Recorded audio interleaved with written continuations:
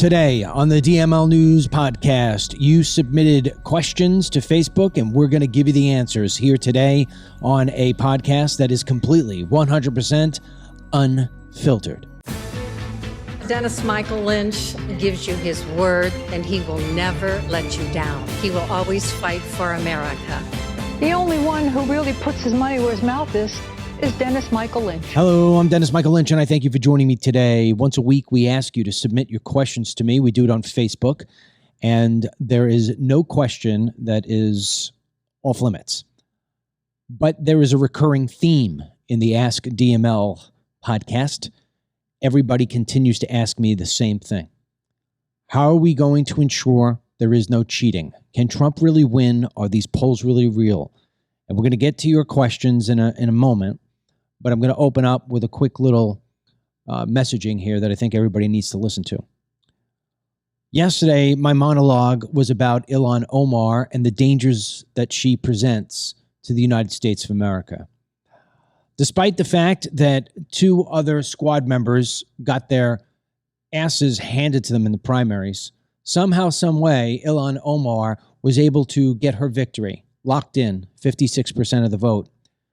Strangely, and I mean super strangely, there were no vote counts within the first hour in her 5th district, although all the other districts that were having primaries in Minnesota were reporting. Then suddenly, out of nowhere, within 5 minutes, 96% of the vote was in. Now, am I suggesting there was cheating? No. Am I suggesting that it was honest? No. And the reason why I can't give you any kind of certainty is that we have all lost faith in our election systems. And when you no longer trust that your vote means anything, it's really hard to get up in the morning and think that you live in a free country. It really, really is. And one of the greatest challenges I have as somebody who is a commentator, podcaster, influencer, a voice, whatever it is that you want to consider me, one of the big problems I have is these days waking up in the morning and figure out how I'm going to come on to this program and make you feel a little better than the world is presenting itself to you. It's very, very hard. I mean, it's almost impossibly hard. But I start each day with meditation and a prayer. And I always ask God to show me a sign of some kind that says, keep on doing what you're doing. And recently, almost in every prayer, I've been saying to the Lord, I don't know what sign you're sending me. And then this morning, I thought about it differently. The Lord sent me a sign this morning, like he did yesterday morning and the morning before that, and for 55 years of mornings prior to that one.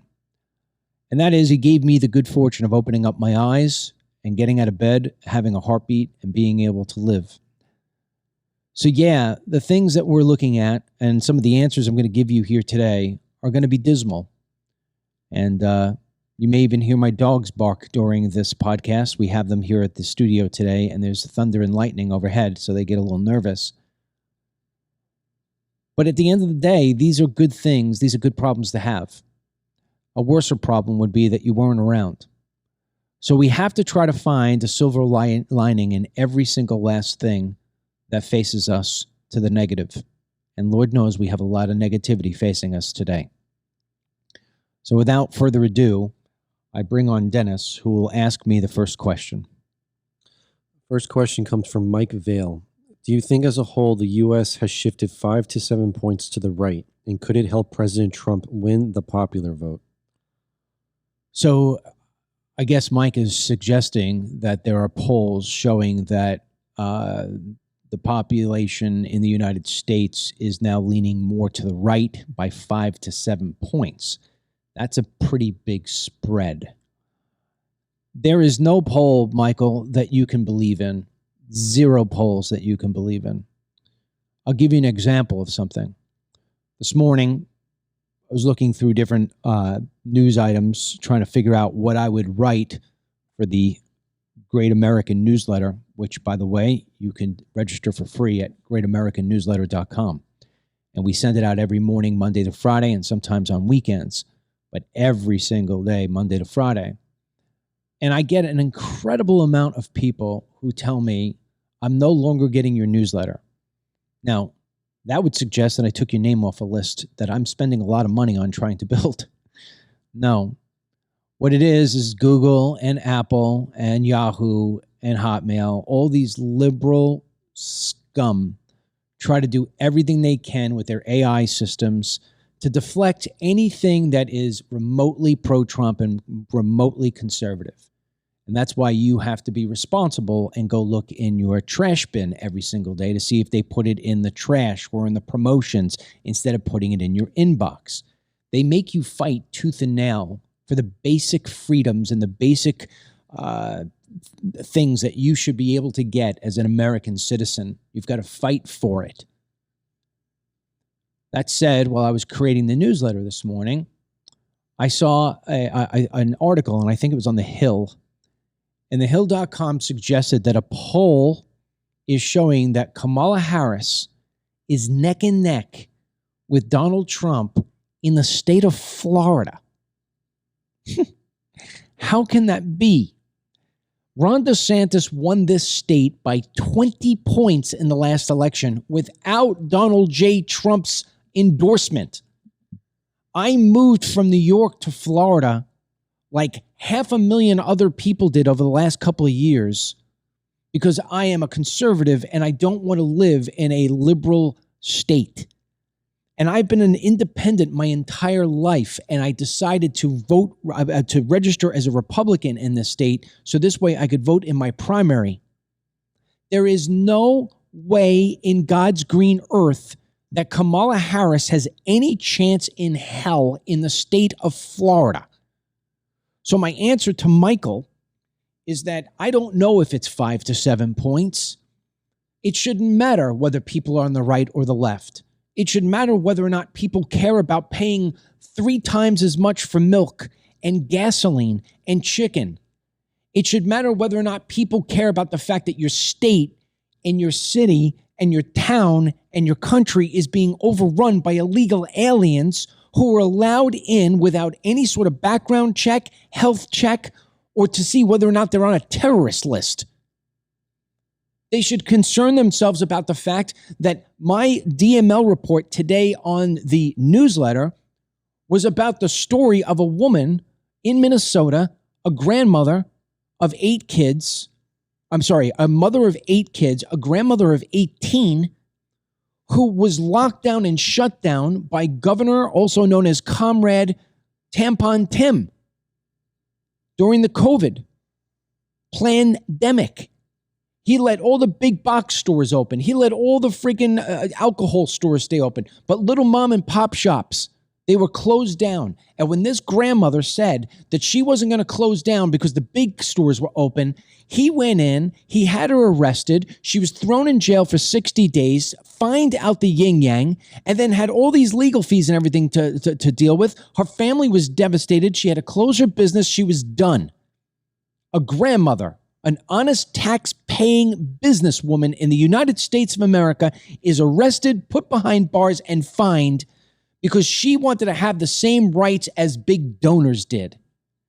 If these things aren't bothering the United States citizens, then there's nothing that you and I can do to change that. The media obviously likes this kind of crap. God knows why. Maybe they live in a different world than we do, but don't they pay the same dollar amount for all the food and gasoline that we do? Don't they deal with the same sort of things that come with illegal immigration and all the costs and risks? It doesn't make any sense to me. So you're asking me to make sense of something, Michael, that is almost impossible. I remember interviewing Rudy Giuliani. Here it comes for the trillionth time. I said to him, why can't we stop these freaking Islamic terrorists who live in caves?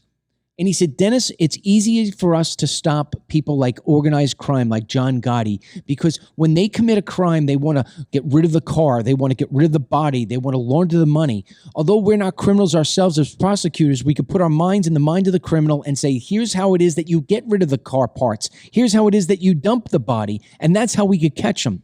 But when you're dealing with maniacs who are willing to die in the name of some crazy religion ideology that says that innocent people that do not pray to your same God are the infidel. How am I supposed to stop these people when I can't think like a maniac? And that's my same answer to you, Michael. It doesn't matter what the polls read. It matters what it is that people say and what people think. And if we have that many maniacs in this country at this point, all things are lost. Next question. Maury Carey. How can we be sure there won't be any cheating this election? And how can we make sure that we, like in the past, have the results that same evening? I've already heard people say they will stop voting if this election is stolen again because it seems that the Democrats will always cheat and always win. Think about that for a second, Mary. I have been talking about this on this program for months about the idea of reasonable doubt. Kamala Harris is the candidate, so this way the left can create a storyline that revolves around you doubting for just a little tiny sliver whether or not Trump had the right campaign message, whether or not the media was unfair to him, whether or not the courts were unfair to him, and that's why she won. We all know Biden had no chance because of his dementia and because of his lack of ability to walk across a stage in the right direction. There's no way the left and the media were going to be able to pull off a shenanigans that said that 85 million people wanted that same nightmare again. So what they're doing is they're recreating Kamala into something that she isn't. She's getting up there and basically lying on stage. She's now going to start telling people that the border is secure because of her, and she's going to get away with it. People are going to believe it. So I don't know how to tell you that there's no cheating. I think there's cheating already. I'll give you 3 examples just using my own world, and you tell me whether or not this isn't a cheat.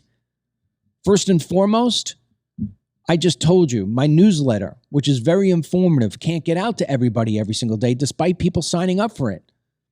I'll give you an example. If we have 25,000 people in a month sign up for it, and I send out an email, only 11,000 to 12,000 opens are there. Now, that is 3 times the industry standard for news. That's because people love my stuff. Why would 12,000 people sign up for my newsletter and then decide not to open it?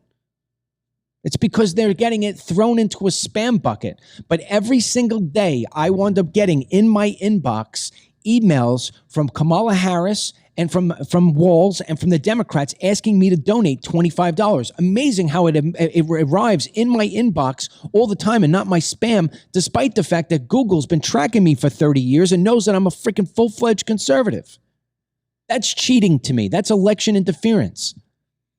Suddenly, I'm kicked off Facebook from being able to monetize my content after 12 years of doing it with Facebook. I get a notice the other day at Friday at 12 o'clock midnight that I have been demonetized permanently with no a chance for appeal based on the fact that the Dennis Michael Lynch page is aligned with an entity that goes against the policies of Facebook. What the hell is that? That's just 2. And then, of course, the 3rd. I'm reading reports right now. I can't verify them because I haven't enough time to look. But I'm reading reports that in Minnesota, messages that were going out, text messages that were being sent out broadly to people were being blocked. Here's the part that I don't understand about Ilhan Omar winning her election, her primary. It is an open primary in Minnesota, which means that if you're a Republican, you can vote in the Democrat primary. You tell me how it is that you won't find Republicans all throughout that state voting against Ilhan Omar. Doesn't make sense.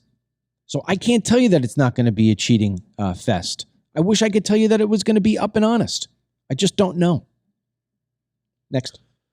Pam Bailey. Will our votes count if we do not live in a swing state? I heard the swing states determine the election. Why are there electoral votes anyway? Okay, great question. First of all, despite what I just said for the first 2 answers, you have no choice. You have to vote. You have to vote. I know it seems silly and futile in the sense that why am I going to cast my vote if it doesn't count? Well, you know what? We don't know if it doesn't count. We all have suspicions that the cheat is on. We've seen enough videos. We've seen enough things. I mean, there's an undercover video from Minnesota that shows back in 2020. It was done from Project Veritas. that people are buying ballots.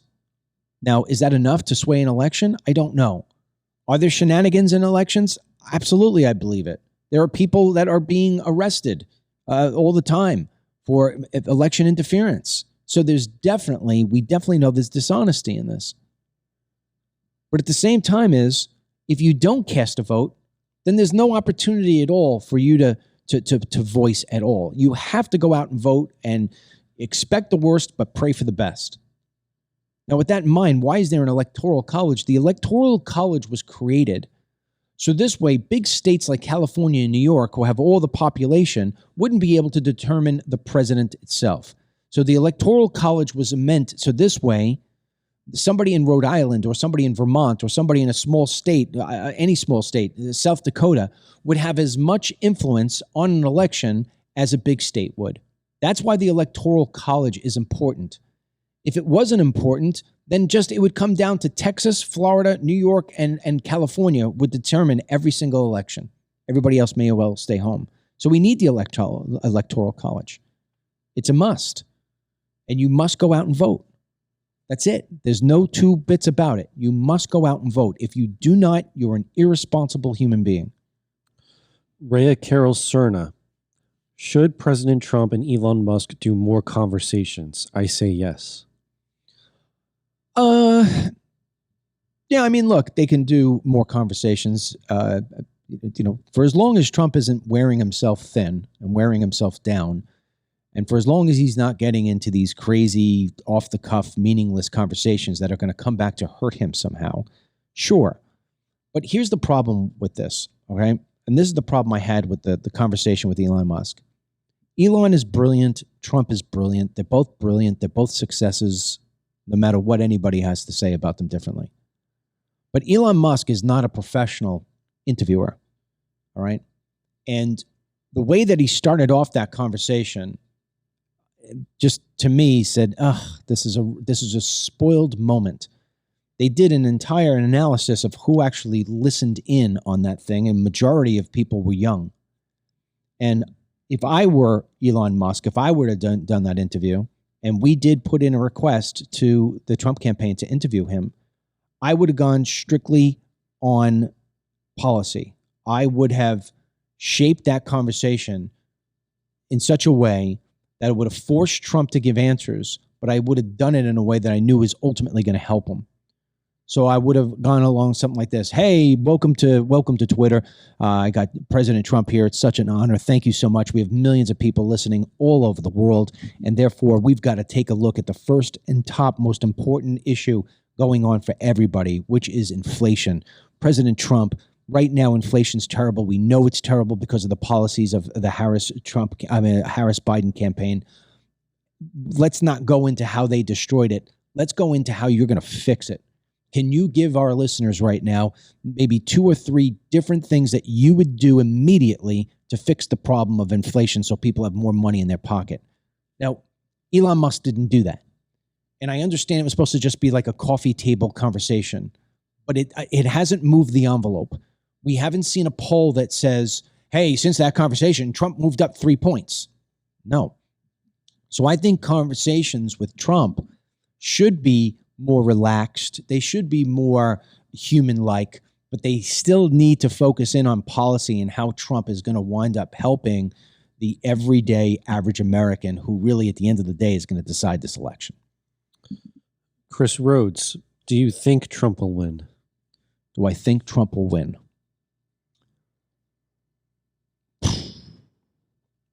In a country where elections are done on one day, fairly, without interference from the internet or machines that people don't trust, if it was just a balloting system where you had to punch a hole in the ballot and it couldn't have a hanging chad or anything else like that, and everybody submitted them, and you had complete honesty, looked down by God, Donald J. Trump would win this election on a spread of 70 to 30, 70% to 30%. But we don't live in that sort of environment. So I think the question is better structured. Can Donald Trump beat the cheat? And I just don't know. So the real question is, do you think that he will beat the cheat? And I don't know. I think that's going to ultimately come down to Lara Trump. And I haven't heard enough from her. Her recent comments were that she believes that the interview with Elon Musk was hacked by the deep state, and that other things that are taking place in Trump land, like being hacked at the campaign, is from the deep state. I don't disagree with her. So the question becomes, how do you not get hacked? How do you make sure that you're in front of this? How do you make sure that we're not going to get cheated on? And I just don't know. I mean, I give Lara Trump all the credit in the world. She's got fire in her belly and probably burning it at both ends of the candle. I just don't know if she has the smarts and knowledge that is required to ensure, from a legal standpoint, that the cheat's not in. I just don't know. Kate Dunn Scott. We need concrete examples as to what us Trumpers can do to get the win, i.e., everyone drive 2 people to the polls, etc. Well, I would hope that if somebody knows somebody who can't get to a poll because they don't have a car or they've got an injury, they need assistance, that people would step up and help. I mean, that's a given. I hope you would help somebody just go get milk from the store if that was their case, let alone vote. I think what Republicans can do or Trumpers can do right now is that Kamala Harris, actually, let me change that. The greatest weapon that Kamala Harris has in her arsenal is the media. The media is painting a narrative that this woman is skyrocketing, that she's winning in the polls, like in Florida. Bullshit. And that she is something she's not. They're not bringing up her old record. They're not talking about how she's manipulating advertisements, inserting, these are just things that came out today, inserting a sheriff into an ad that makes it look like the sheriff is supporting her, and the sheriff has come out and said, I'm pissed off, I'm in the ad. Well, it's too little, too late. The water's already run through, right? Kamala Harris is doing it. She's being accused of manipulating Google search ads to make it look like everybody's supporting her. So when you look at her greatest arsenal, you have to ask yourself, well, we have to fight fire with fire. I believe that if there are 150 million Americans in this country who are for Trump, and let's say there's 200 million, including kids who can't vote, I think everybody should go out and get themselves a Trump flag. I think everybody should go out and get themselves a Trump sign. I think everybody should go out and get themselves Trump bumper stickers, whether it costs you $1, $5, $50, what have you. Show your support for Trump on your front lawn. Show it on your car. Show it in your window. Let's get the momentum going behind us. Get on social media right now. Everybody should change change your marquee picture on Facebook or Twitter to, I'm voting Trump. Everybody's got to show. There's got to be a movement. There's a Kamala movement right now that is being forced down our throats by the media. We have to fight fire with fire. And instead of going on Facebook and, questioning whether a poll is real, go out and get a sign and put it on your front lawn and let everybody driving around see that Trump Nation is a real thing. Debbie Malloy DiBernardo. What happened to the investigation in all of Biden's family LLCs that transferred millions of dollars? Did that get dropped? Hunter Biden is facing another trial. It's coming up on his tax evasion charges. So maybe there will be a little bit more news headlines when that comes up. I don't think it's been forgotten. I just don't think it's getting headlines. Unfortunately, neither is the assassination attempt on President Trump. What do we know about crooks? Any new information? Are we just supposed to accept the fact that this 20-year-old got up and did what he did and nobody stopped him and that's it? Okay, nothing to see here. The problem with social media and the advent of the internet is that everything moves at a nanosecond pace. It's faster than the speed of light. And so you're inundated with so many different articles and so many different headlines and so many different narratives that are coming up that people don't remember to look in the rearview mirror of what was so important. So in terms of her question, what was the question again in terms of specific? What happened to the investigation of all of Biden family LLCs? I don't think you're ever going to see Hunter Biden or the Bidens be held accountable for what it is they did, just like Hillary didn't. It's just the way DC works, and I don't know how that gets torn down, but it needs to be. Make no mistake that when Joe Biden leaves, he will give his son a pardon, even though he said he wouldn't. Yep. Becky Baroness White, if you could give your 18-year-old self some advice, what would you say?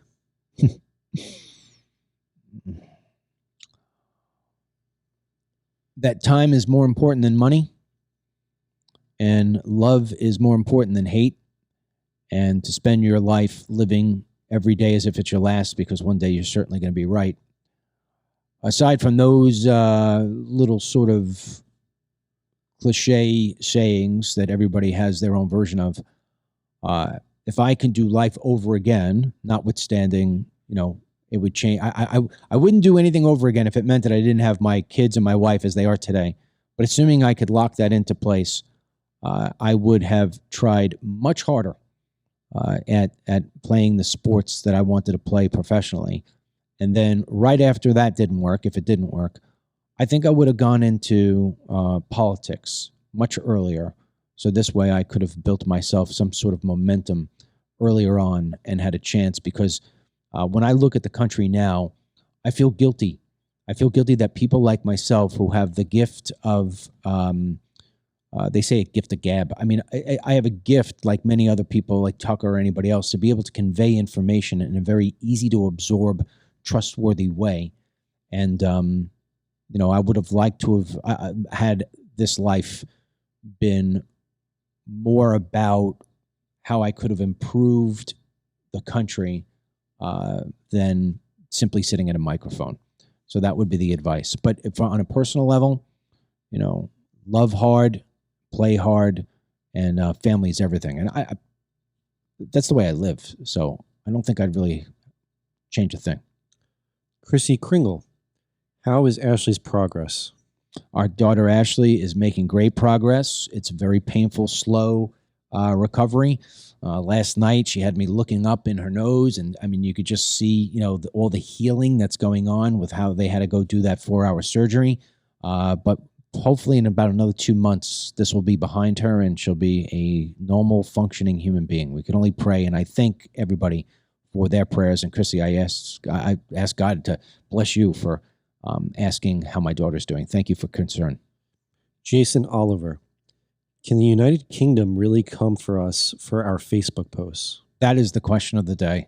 I mean, there's a part of me that wants to tell anybody that is outside the United States, do not tell me that you're going to take away my freedom of speech. At the same time I'd be hesitant to saying that because I see how it is that the Democrats operate. I go back to, my Great American Newsletter, what I wrote this morning in the DML report about a woman that had her business stripped away from her, that had her rights taken away from her. And I wrote about this. I mean, Anthony Fauci is going through his 3rd round of COVID, and yet he had every jab and every booster. And when you think back at what took place at COVID, we had the majority of Americans, although I am proud to say I'm not one of them, fall in line as if we were living in a communist dictatorship sort of country. Even the people who always tout the Second Amendment,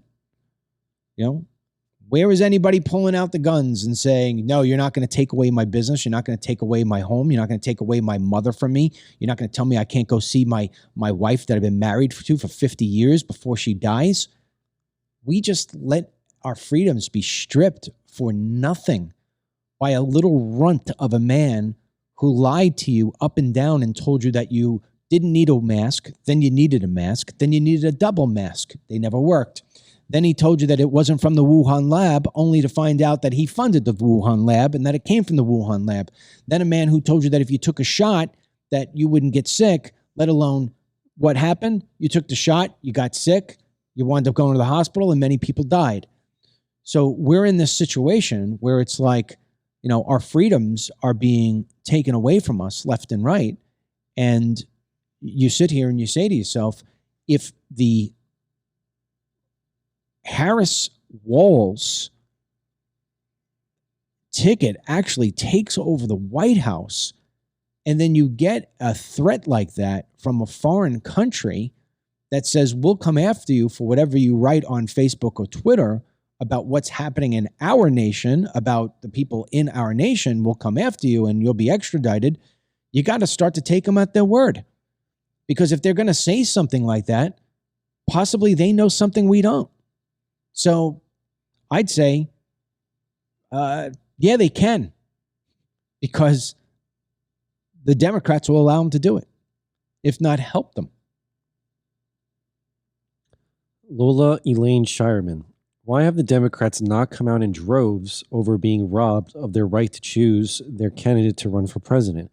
Also, does their actions not violate election law procedure on running as a candidate? She was never running as a presidential candidate and never received one vote. There's no laws being broke. That's the internet at its worst. Joe Biden resigned his position as the candidate.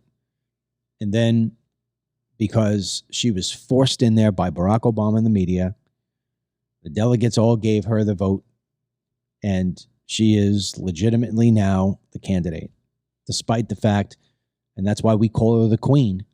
We call her the queen because she was appointed. It's really what it comes down to. She was appointed, although she was appointed based on the rules. The bigger question is how she opened that question, which is, why aren't Democrat voters pissed?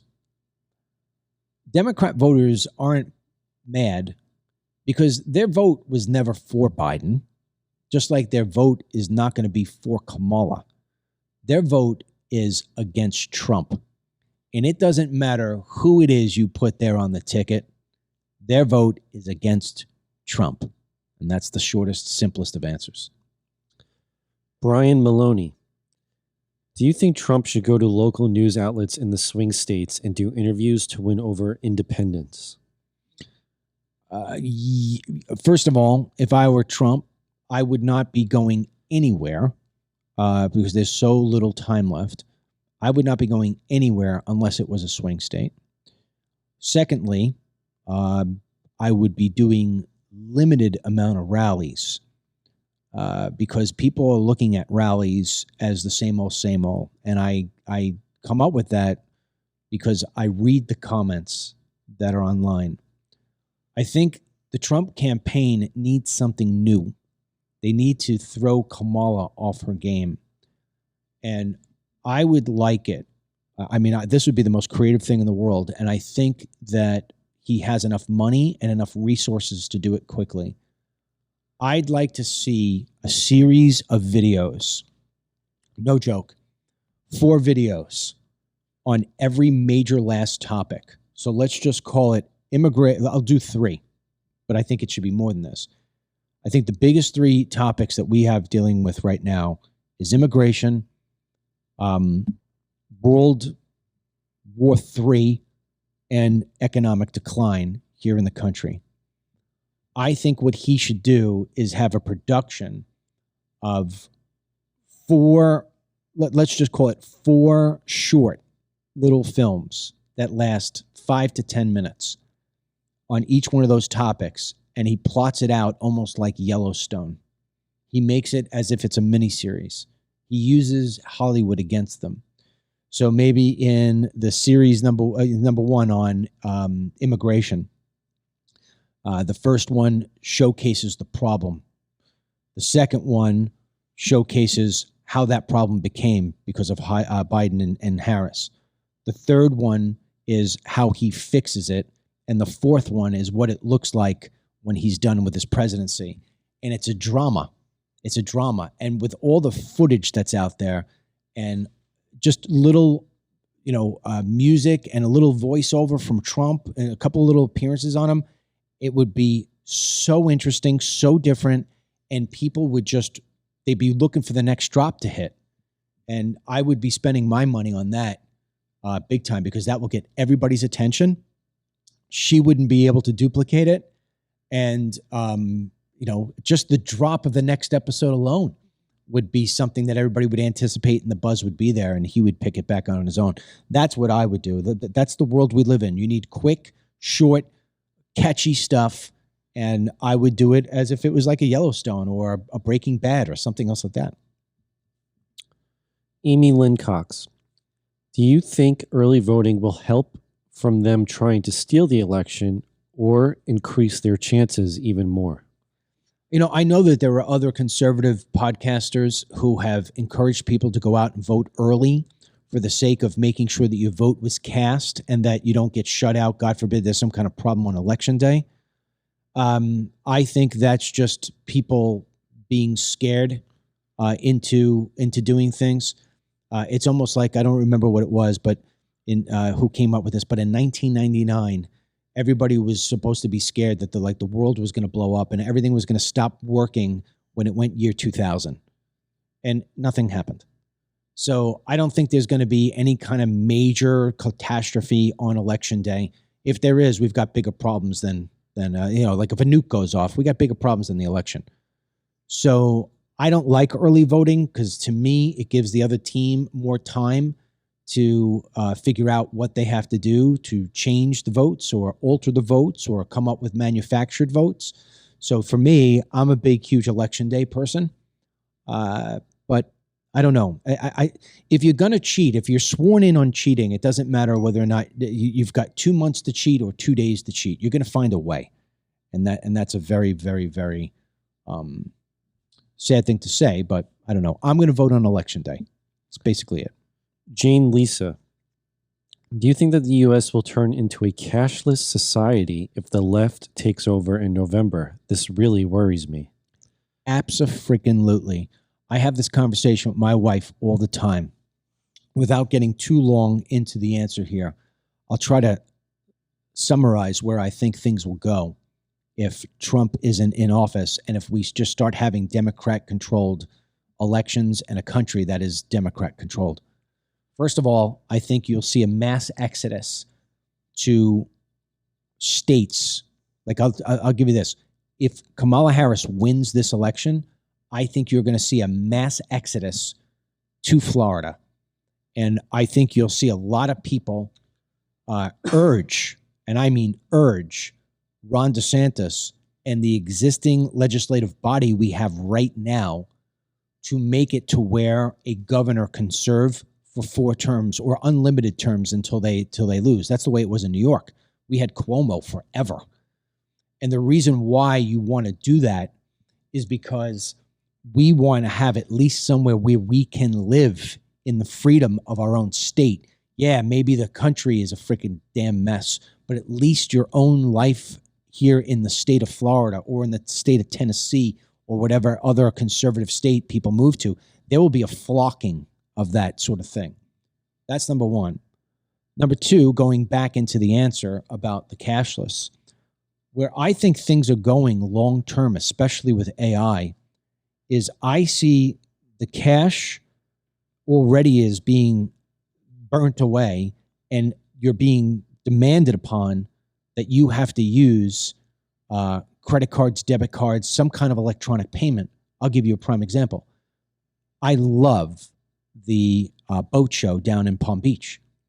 But if you go to the boat show down in Palm Beach, Florida, and you want cash as your way of tendering for your ticket, you're not getting in.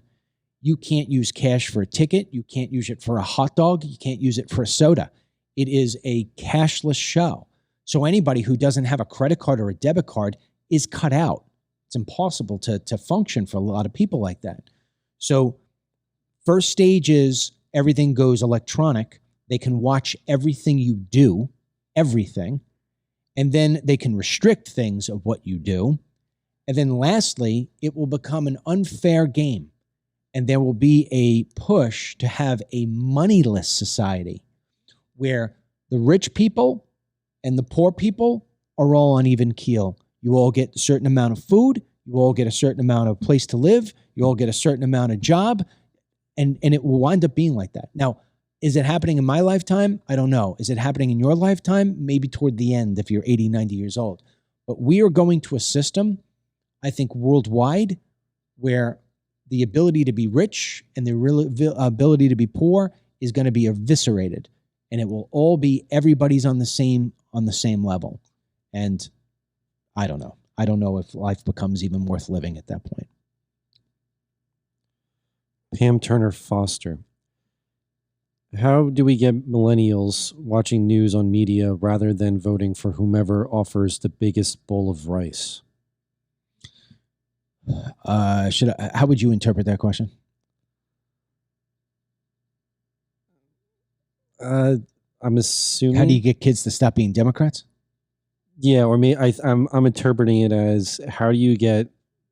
Well, here's the thing: millennials aren't really kids anymore, right? So I guess maybe millennials and younger. How do you get them from watching the traditional media to going to more alternative forms? I think I love everybody giving us questions, but I think that is a bad question because it doesn't really ring with what the times are.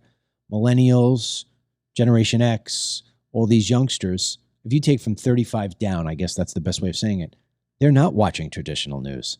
They're not watching Fox. Fox News's average audience is 68. MSNBC is 70.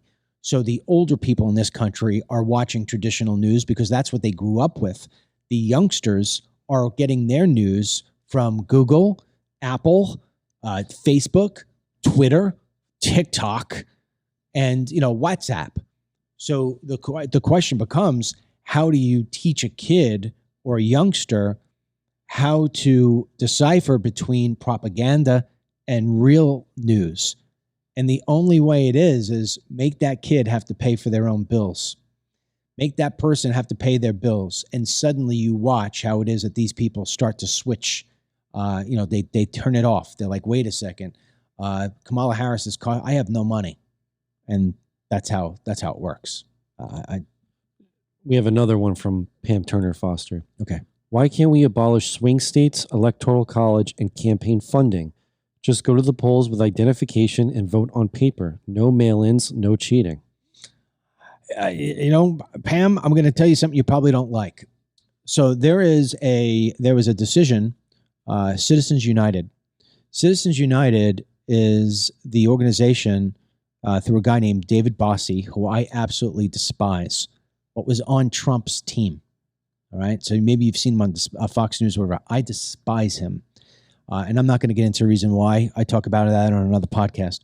But Citizens United is the reason why you've got so much special interest money in elections. They pushed for this. It should be that each person in the United States, each business in the United States is permitted to put X amount of dollars into the support of a campaign, and that's it. So, if you are somebody who's poor and you could muster up $100 for Trump, okay, well, realize the fact that you're up against $1 million going in from a special interest group that's going to do it through a PAC. So how is your $100 going to compete against $1 million from somebody who's going for Harris? It's not the way it should be. It should be that every entity, whether it is a person or a place or a business, has the ability to put in, let's just say, $100 to a candidate, and that's where it stops. And until we take the money out of the elections, they're always going to be tainted and they're always going to be influenced. And that's really what it comes down to. Alicia Barker, will you be doing walk and talks on Twitter? I don't know if Twitter allows that sort of functionality to take place like it does on Facebook.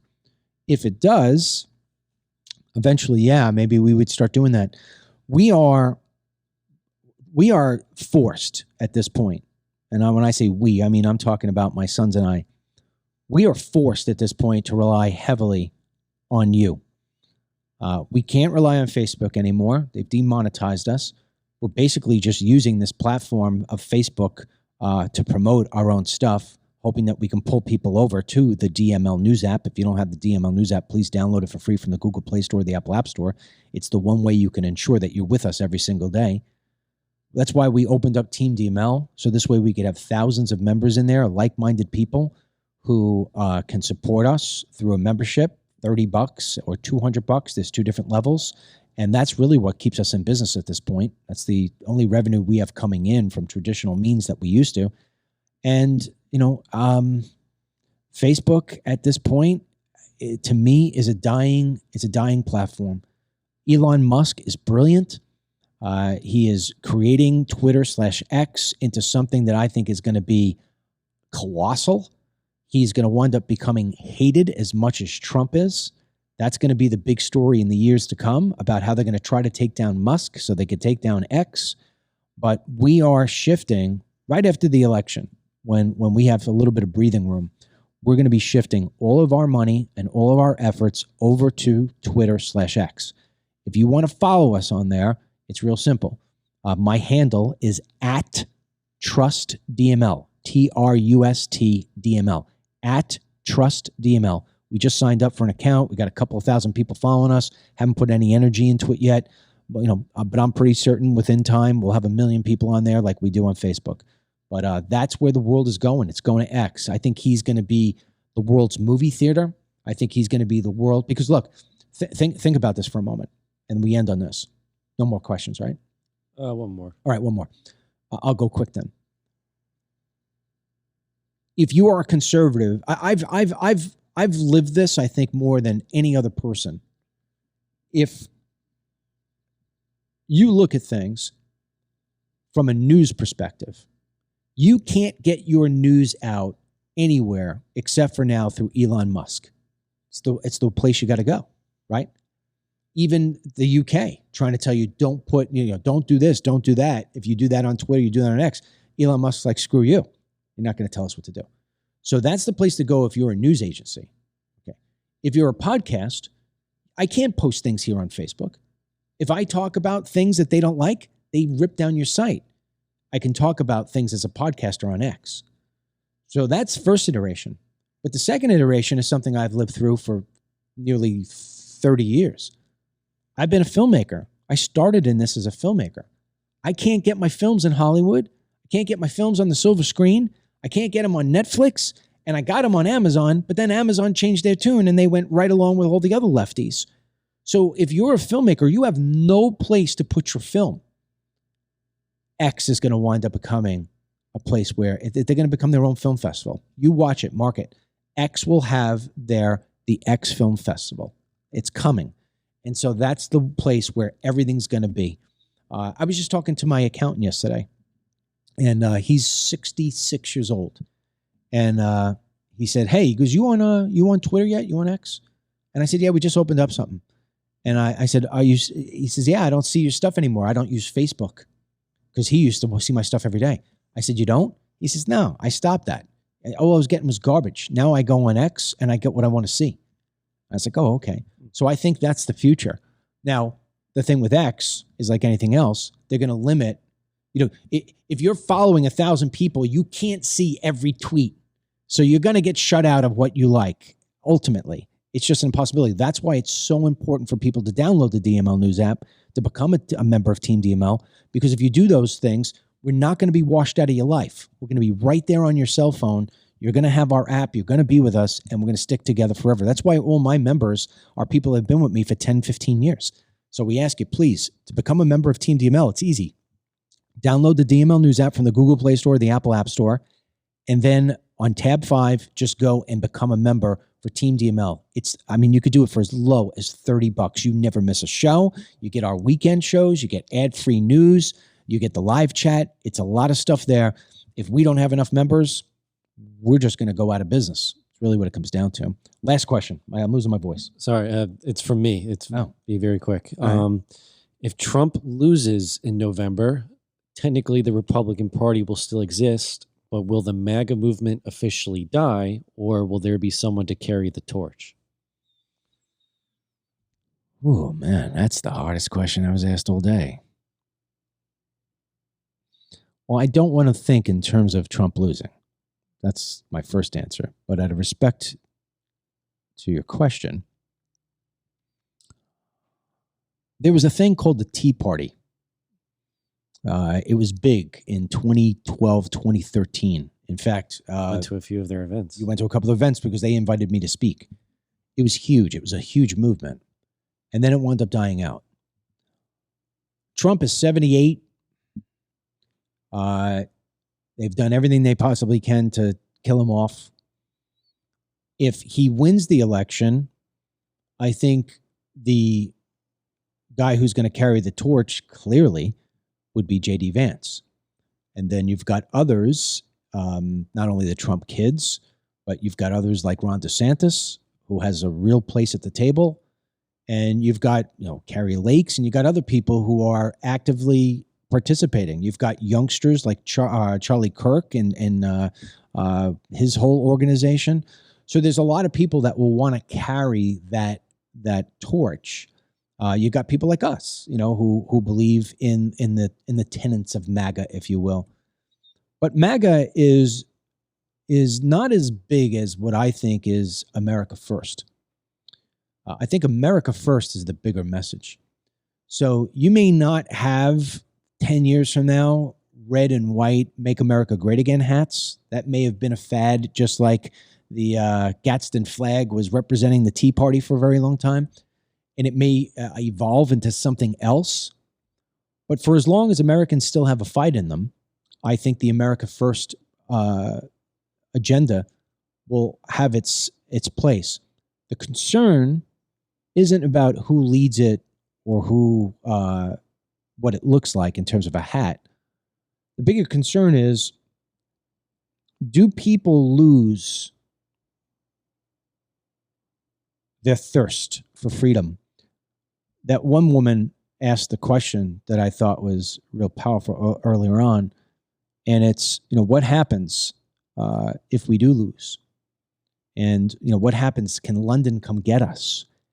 And these kind of questions, at some point, people say they won't vote again if they think it's cheated, that the election is. My bigger concern is that people just lose their flame, and there isn't enough of us to compete against what they create. And that's why I think that this country is slowly but surely going to wind up becoming a state-based society. And I wouldn't be surprised, even in my lifetime, if states really move to secede. And the biggest problem you have with that is that, can a state defend itself militarily? But here's the greater part of it. Does a military even exist? Because I wonder if the men and women of the military that are there today, and I'm not talking about the freaks, I'm talking about the good Navy SEAL, U.S. Marines, the old kind of guy and gal who do it. I wonder if they just say, screw you. You think I'm going to turn my arms on my American citizens? Do it yourself. And then maybe one day, who knows what happens. But I don't know. I don't know. And then, of course, you've got AI. Is it that our military is nothing but drones? Is it that it's nothing but robots? How do you win against that? We're definitely charting in very unfamiliar times and waters that make this a very interesting, but yet again, a very dangerous time to live. Better question is, if I could go back and take our family, I wish we were watching this from heaven, because I had you kids in the 50s. I would have loved to have raised a family in the 50s and had it that way. Because in the 50s, this country was pure, white picket fence. Everything was just, you held the door open for an old man and an old lady instead of kicking and robbing them. There was something said about American patriotism. Now, if you got a flag waving on your lawn, you're an existential threat. You're the bad dude. That's that. All right, gloom and doom. That's the new name of the podcast. Well, like I said, listen, live your day, enjoy it. God gave you another blessed day, and hopefully he gives you another one tomorrow, and hopefully he gives us another chance tomorrow, because the great thing is we're still in the United States of America, where we can voice our opinions until, of course, London comes and takes it away from you. Until the next time, may God bless you and your family and these United States of America. Today's Team DML blessing is for Sandra McLaughlin. All right, Sandra, enjoy it. Talk to you soon. Get the Dennis Michael Lynch podcast every day by subscribing on Apple Podcasts or Spotify, and download the DML News app from the Google Play Store or the Apple App Store for breaking news, merchandise, films, exclusive content, and Team DML.